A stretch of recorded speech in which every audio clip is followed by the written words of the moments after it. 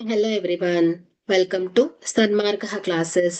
ಕ್ಷೇತ್ರ ಗಣಿತ ಅಧ್ಯಾಯದ 23ನೇ ಪ್ರಶ್ನೆಯನ್ನ ಗಮನಿಸಿ. ಇದು 2 ಅಂಕದ ಪ್ರಶ್ನೆಗಳು.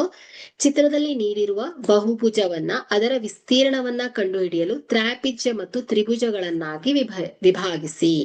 ಇಲ್ಲಿ ಮೊದಲನೇದಾಗಿ ಏನ್ ಮಾಡ್ಬೇಕು, ನಾವು ಒಂದು ಕರ್ಣವನ್ನ ಎಳಿಬೇಕು. ಇಲ್ಲಿ ಶೃಂಗ ಎ ನಿಂದ ಸಿ ಗೆ ಅಥವಾ ಎ ನಿಂದ ಡಿ ಗೆ ನೀವು ಒಂದು ಶೃಂಗವನ್ನ, ಒಂದು ರೇಖೆಯನ್ನ ಎಳೆಯಿರಿ. ಓಕೆ, ತ್ರಿಭುಜಗಳಾಗಿ ವಿಂಗಡಣೆ ಆಗತ್ತೆ.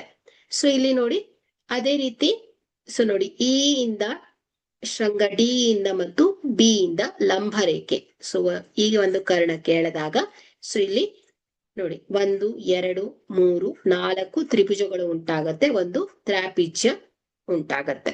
ಓಕೆ, ಈ ರೀತಿಯಲ್ಲಿ ನಾವು ಇದನ್ನ ವಿಭಾಗಿಸಬಹುದು. Thank you.